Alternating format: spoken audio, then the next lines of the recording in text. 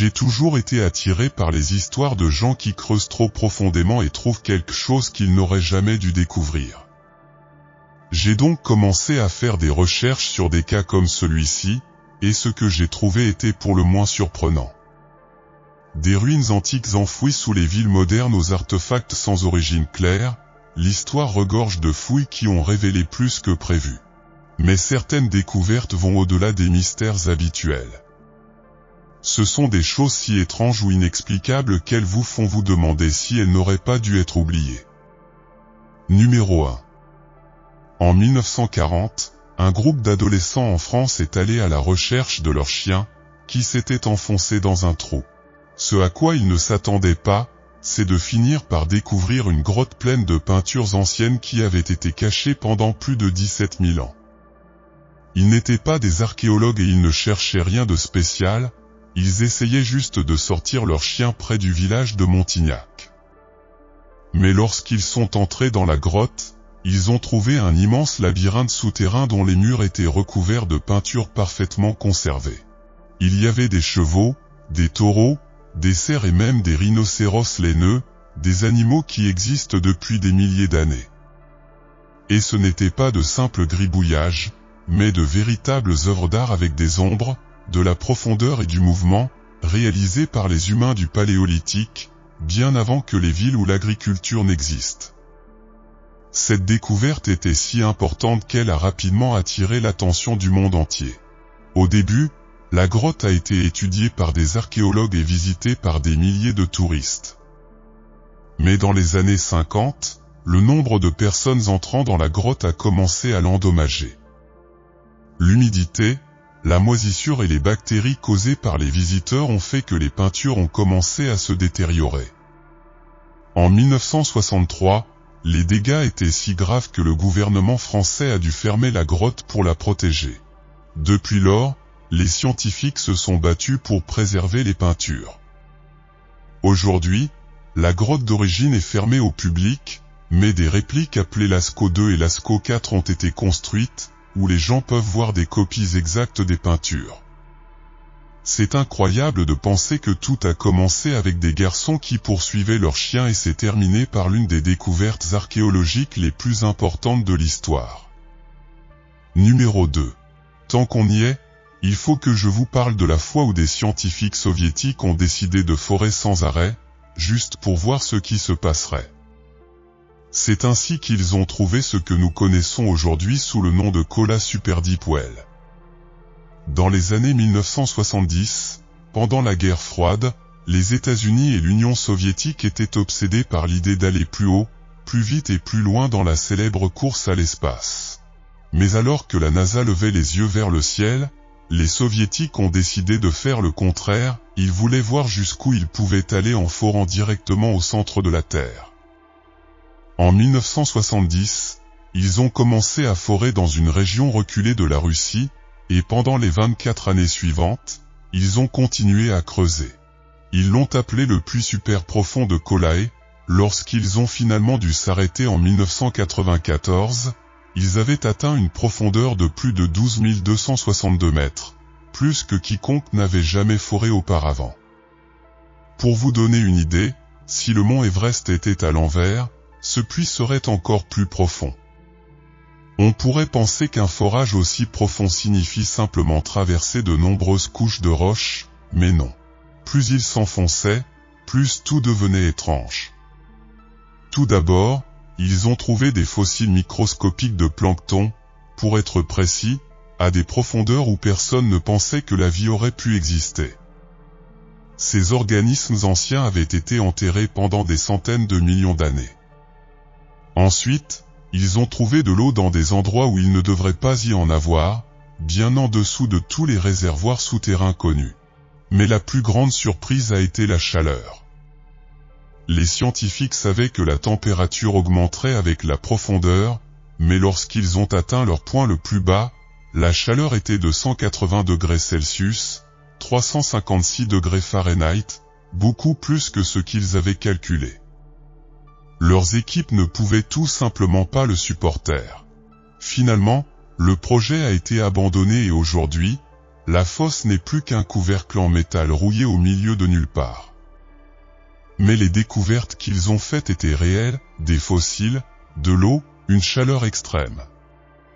Tout cela montre que nous ne comprenons toujours pas pleinement ce qu'il y a sous nos pieds. Et si cette expérience nous a fait comprendre une chose, c'est que plus nous creusons profondément, plus tout devient étrange. Numéro 3. L'épave de l'Olorin est estimée à 3300 ans, bien que personne ne puisse le confirmer avec certitude. Il est situé au large de la côte sud-ouest de la Turquie et est considéré comme l'une des plus anciennes épaves du monde, ainsi que l'une des plus riches. En 1982, des plongeurs turcs d'éponge ont trouvé l'épave par accident, déclenchant une intense activité archéologique sous-marine. Parmi les trouvailles se trouvaient de précieux lingots de cuivre et des récipients en céramique contenant des raisins et des figues. La conception du navire suggère qu'il provenait de Chypre, bien qu'il soit également possible qu'il ait une origine cananéenne. L'épave contient si peu de bois qu'il est impossible de dater au carbone. Pour cette raison, l'estimation de son ancienneté provient d'un scarabée en or gravé du nom de la reine égyptienne Néfertiti. D'après sa taille et la quantité de marchandises, il est clair que sa perte aurait été dévastatrice pour ceux qui ont financé son voyage. Une étude de novembre 2022 a conclu qu'il y avait une telle quantité de bronze à bord qu'il ne pouvait pas être destiné à un seul client, suggérant l'existence d'un réseau commercial complexe en Méditerranée à l'époque. De plus, 10 des lingots trouvés sur le navire provenaient d'une mine isolée en Ouzbékistan, ce qui ajoute encore plus de mystère à cette histoire fascinante. Numéro 4. À l'extrémité sud de la péninsule égyptienne du Sinaï se trouve un cinéma abandonné surnommé « le cinéma du bout du monde », un spectacle silencieux et bizarre. Un drone a fait cette découverte effrayante à la lisière du désert par accident. Ce cinéma en plein air n'a pas encore vu sa première, ses 700 places, usées et détériorées, languissent au milieu des hurlements du vent du désert. Il a été construit par Frankman Idol à la fin des années 90, mais a subi une panne de courant le soir qui devait être sa première. Personne ne sait ce qui s'est passé, mais certains disent que les autorités locales n'étaient pas ravies à l'idée d'un cinéma au milieu du désert et qu'elles étaient responsables du dysfonctionnement du générateur. Avec son design visionnaire et son emplacement unique, le cinéma a un immense potentiel pour redevenir un repère culturel et un lieu de rassemblement pour les publics en quête d'expériences immersives. Numéro 5. La dernière chose que la plupart d'entre vous voudraient déterrer, ce sont des cercueils, sans parler de dizaines d'entre eux, mais c'est exactement ce qui s'est passé à Philadelphie. En 2017, une équipe de construction travaillant sur un nouveau complexe d'appartements pensait avoir trouvé des os éparpillés. Un peu plus de fouilles a révélé une surprise troublante, des cercueils entiers, soigneusement enterrés à seulement 1,80 mètres sous un parking. Puis ils en ont trouvé de plus en plus, au total, 38 cercueils ont été déterrés, et les archéologues se sont rapidement rendus compte qu'ils avaient découvert une partie cachée de l'histoire coloniale de Philadelphie. Mais ces tombes n'auraient pas dû être là. Au milieu des années 1800, le cimetière de la First Baptist Church, datant de 1707, aurait dû être déplacé au cimetière Mount Maria, mais apparemment, quelqu'un a fait les choses à la légère et les restes ont été laissés derrière, oubliés pendant plus d'un siècle. Aujourd'hui, les archéologues sont dans une course contre la montre et contre la neige pour récupérer chaque cercueil et chaque morceau d'histoire. Le mystère ici n'est pas seulement les corps oubliés, mais les histoires que les squelettes peuvent raconter. Les chercheurs prévoient d'étudier les os pour découvrir des indices sur leur âge, leur santé et leur vie quotidienne dans la Philadelphie coloniale. Numéro 6. Il y a plus de 100 millions d'années, une explosion dans le Sahara a donné naissance à l'énigmatique œil du Sahara. Ce phénomène s'est formé lorsque la roche fondue a provoqué l'effondrement du calcaire, formant une roche appelée brèche. Au fil du temps, l'érosion a complété le processus, créant l'œil du Sahara avec ses anneaux concentriques. Ce repère géologique se détache au milieu du désert de sable. L'œil du Sahara a engendré des théories intrigantes, telles que la possibilité qu'il soit le site de la légendaire Atlantide, une civilisation décrite par Platon. Les similitudes entre la structure de l'œil du Sahara et les descriptions épiques de l'Atlantide ont suscité des spéculations. Selon le récit de l'Atlantide, cette civilisation avancée a subi une fin tragique en raison de son arrogance et de ses conflits avec les Athéniens, au milieu de guerres et de catastrophes naturelles déclenchées par les dieux. L'Atlantide a sombré dans la mer et a disparu à jamais. Ces découvertes dans le Sahara continuent d'interpeller les scientifiques et nous rappellent qu'il reste encore beaucoup à apprendre sur l'histoire et la géologie de cette vaste région désertique. L'œil du Sahara est un témoignage impressionnant des événements géologiques passés et nous invite à réfléchir sur les mystères et les légendes qui persistent encore dans l'humanité. L'œil du Sahara, visible depuis l'espace, est comme une grande cible et a commencé à émerger lorsque le supercontinent Pangée s'est disloqué. Différents types de roches, tels que les carbonates et le basalte noir, sont incrustés dans l'œil, semblables aux formations rocheuses d'Hawaï. Bien que les origines de l'œil du Sahara restent un mystère, sa présence dans le désert fascine autant les scientifiques que les explorateurs. Numéro 7. Découverte romaine antique, un homme a déterré un bloc de métal dans le sol, et lorsque des experts l'ont examiné de près, ils sont devenus pâles instantanément. Ce qu'ils ne savaient pas, c'est que sa découverte vaudrait plus d'un demi-million de dollars et réécrirait l'histoire. En 2009, un agriculteur allemand de là-haut était probablement en train de s'occuper de ses terres lorsqu'une équipe de fouilles est tombée sur quelque chose d'étrange, une gigantesque tête de bronze provenant d'une statue enterrée dans le sol. Ce qui ressemblait à un morceau de métal ordinaire s'est avéré être une partie d'une statue de l'empereur Auguste lui-même, souverain de la Rome antique. Mystérieux, non? Comment un artefact romain aussi grandiose a-t-il pu se retrouver si profondément dans la campagne allemande? C'est là que cela devient encore plus surprenant. Les experts ont daté l'œuvre de près de 2000 ans, et lorsque les évaluateurs l'ont examiné de plus près, ils l'ont évalué à 1,8 million de dollars. Au début, le fermier recevait une petite récompense, presque injuste pour un trésor d'un tel calibre.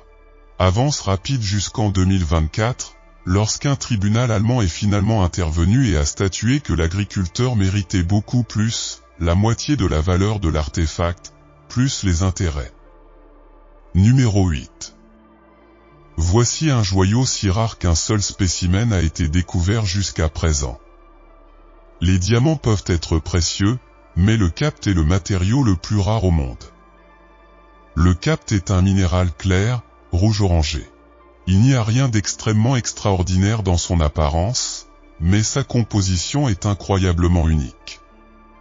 Sa formule comprend du bismuth, de l'antimoine et de l'oxygène, avec des traces de tantale. Parce que le bismuth est un élément lourd, ce petit bijou a une densité impressionnante, plus de 8 fois celle de l'eau. La formation de ce minéral reste un mystère. Cependant, les chercheurs pensent que le capt se forme dans des circonstances spécifiques impliquant le refroidissement et la cristallisation de roches fondues hautement concentrées. Cet incroyable minéral a été découvert dans la région de Mok au Myanmar, un endroit déjà célèbre pour ses rubis et ses saphirs. Il a été trouvé par des chasseurs de saphirs dans un ruisseau et est d'abord passé inaperçu. Ce n'est que lorsque le docteur Chatu, un minéralogiste birman renommé, a découvert ce joyau inhabituel sur le marché. Son œil vif et son expérience l'ont conduit à l'identification du capt, qui a été officiellement reconnu par l'Association minéralogique internationale en 2015. Aujourd'hui, le seul spécimen connu de ce matériau rare est conservé au musée d'histoire naturelle de Los Angeles. Aucun autre spécimen n'a encore été trouvé. Numéro 9. En mai 2023, des archéologues en Israël ont confirmé la découverte d'un registre financier vieux de 2000 ans sur le chemin de pèlerinage, situé dans la cité de David, à Jérusalem. Cette découverte met en lumière les activités commerciales de la période du Second Temple. L'autorité des Antiquités d'Israël a révélé que la petite tablette de pierre fonctionnait probablement comme un reçu ou une instruction de paiement, offrant un aperçu précieux de la vie quotidienne des habitants de la ville à l'époque. L'inscription comprend des lignes partiellement préservées avec des noms, des lettres et des chiffres hébreux. L'une des lignes se termine par le nom Simon, suivi de la lettre hébraïque « homme ». D'autres lignes contiennent des symboles représentant des nombres, certains accompagnés des lettres « mem » et « or », utilisées comme abréviation pour l'argent et les quartiers, respectivement. Bien que des inscriptions similaires aient été trouvées à Jérusalem et à Beth-Shemesh, c'est la première trouvée à l'intérieur des limites de l'ancienne Jérusalem de cette période. La tablette a été sculptée dans une dalle de calcaire qui était probablement à l'origine utilisée comme ossuaire, suggérant la possibilité d'un commerce ou d'un artisanat local. Le chemin de pèlerinage, comme son nom l'indique, était une route cruciale pour les pèlerins et les activités commerciales. Cette découverte souligne l'importance de ce chemin dans le récit historique de Jérusalem et approfondit notre compréhension de l'économie et de la vie quotidienne à l'époque du Second Temple. Numéro 10. Nous commençons par la nouvelle que dans le nord de la Pologne, près de Chameau, les archéologues ont découvert des objets en bronze et des restes humains datant de 2500 ans, à l'âge du fer. Ces artefacts sont des vestiges de rituels sacrificiels pratiqués par la culture lusienne, qui habitait la région à cette époque. Le site est situé près du remarquable village fortifié lusien de Biskupin, qui est aujourd'hui une terre agricole. Au VIe siècle avenue Jésus-Christ, c'était un lac.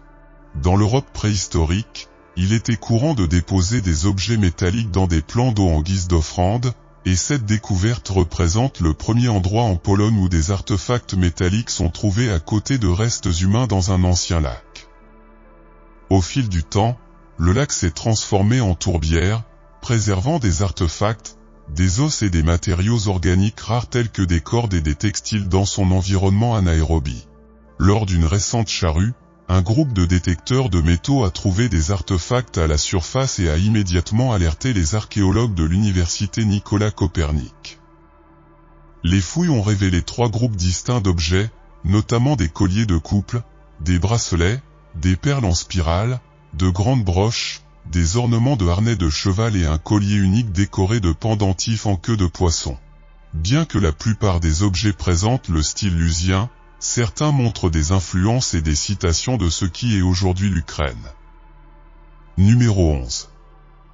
En 2012, un ferrailleur du Midwest a acheté un petit œuf en or pour 13 302 $ sur un marché d'antiquités. Maintenant, vous pensez probablement, mais c'est quand même un montant élevé, c'est un prix élevé, mais c'est un prix normal pour un œuf en or, rien d'extraordinaire. À l'origine, l'homme avait prévu de le faire fondre pour extraire l'or de l'œuf, mais lorsqu'il n'a pas pu trouver d'acheteur, il a décidé d'abandonner le projet et de simplement regarder la pièce qu'il avait achetée. Cela a conduit à une découverte étonnante. Il a probablement remercié le ciel d'avoir étudié l'œuf avant de le faire fondre pour obtenir de l'or, car après tout, l'œuf s'est avéré être un œuf de Fabergé, l'une des pièces les plus précieuses du monde. Finalement, la pièce a été confiée à des experts, dont Ken McCarthy, un expert Fabergé de la société de bijouterie BSKI basée à Londres. McCarthy a identifié l'artefact comme étant le 3e œuf de Pâques impérial, fabriqué en 1887 par le légendaire joaillier pour le tsar Alexandre III. L'œuf était un cadeau de Pâques à la tsarine Maria Féodorovna, avec des jambes en forme de lion, des guirlandes dorées, des saphirs cabochons et un fermoir en diamant. À l'intérieur de l'œuf se trouvait une montre d'Acheron Constantin, ce qui rendait la pièce encore plus précieuse. Inutile de dire que la pièce avait de la valeur, et par valeur, je veux dire qu'elle valait plus de 2000 fois son prix d'origine. Cet œuf a été évalué à la somme stupéfiante de 33 millions de $, ce qui en fait l'un des rares œufs impériaux survivants. Le ferrailleur, qui a souhaité garder l'anonymat, a été naturellement surpris, il avait été en possession involontaire d'un morceau d'histoire réelle d'une valeur de plusieurs millions. L'œuf a finalement été vendu par l'intermédiaire de BSKI à un collectionneur privé. Numéro 12. Le pont Racco-Bruck, également connu sous le nom de pont circulaire, est un pont historique situé dans le parc Krommel, en Allemagne, près de la frontière polonaise. Il a été construit au XIXe siècle, entre 1860 et 1861, par le prince Friedrich Germain. Ce pont est célèbre pour sa conception architecturale unique, car il s'agit d'un mince pont en arc de basalte qui forme un cercle parfait avec son reflet dans l'eau en dessous. Le pont est situé au-dessus d'un petit lac et sa conception est destinée à créer une illusion d'optique époustouflante. Lorsque l'eau est calme, le reflet du pont dans le lac crée un cercle complet, ce qui en fait un lieu très photogénique et attrayant pour les touristes et les photographes. Malgré son apparence fragile, le pont est suffisamment solide pour supporter le poids des personnes qui le traversent. Bien qu'il soit actuellement interdit de s'y promener pour préserver sa structure, Racco-Bruck est un chef-d'œuvre de l'architecture paysagère et fait partie d'un parc plus vaste qui comprend des jardins et des éléments architecturaux supplémentaires. Le parc est une destination touristique populaire, et le pont est l'un des endroits les plus photographiés en raison de sa beauté unique.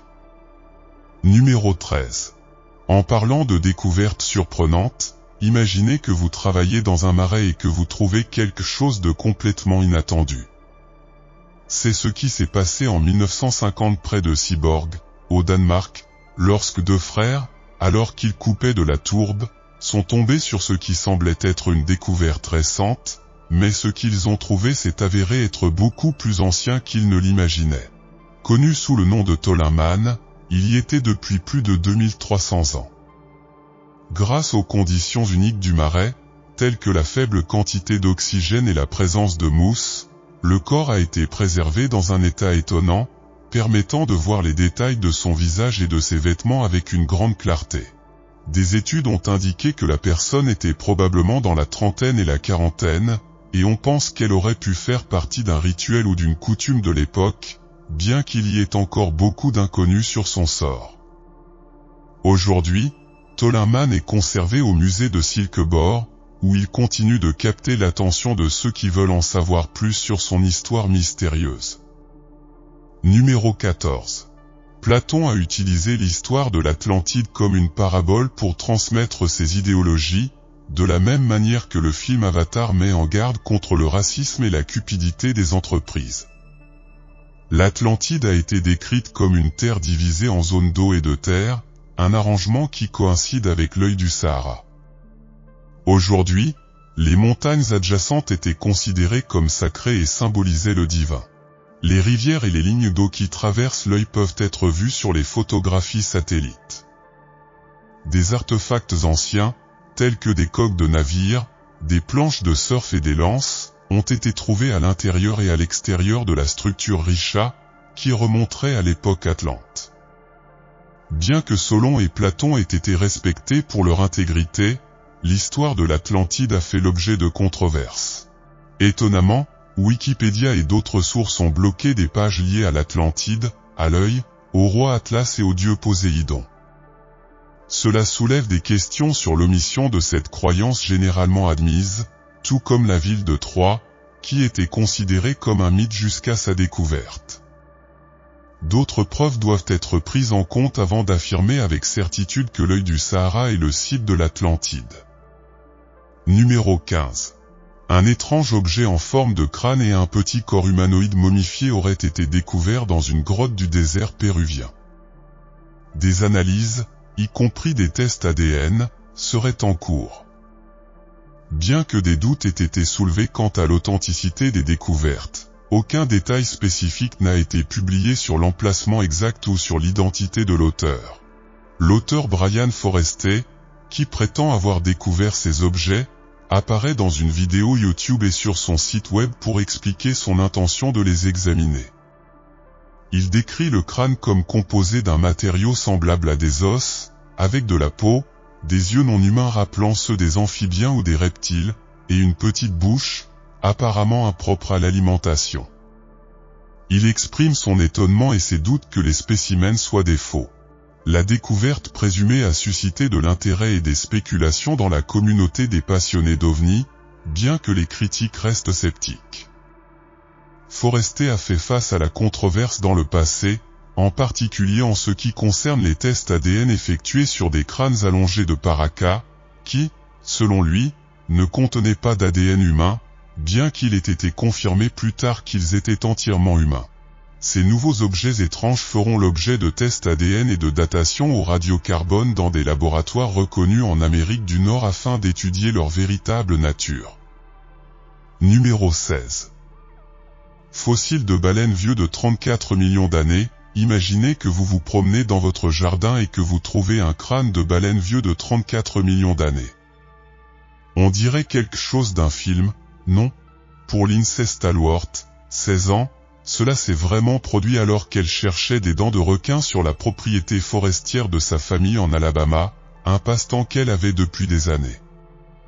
Lindsay et son professeur de biologie, Andrew Gentry, ont fait une découverte incroyable, des fragments d'os qui se sont avérés provenir d'une baleine préhistorique. Au début, il ne s'agissait que de quelques morceaux, rien de trop inhabituel, mais au fur et à mesure qu'ils creusaient plus profondément, les choses devenaient plus excitantes. Ils ont mis au jour une partie d'une mâchoire, puis une dent massive, révélant ce sur quoi ils travaillaient, le crâne d'une espèce de baleine éteinte, probablement apparentée au basilosaure ou peut-être à son petit cousin, Zera.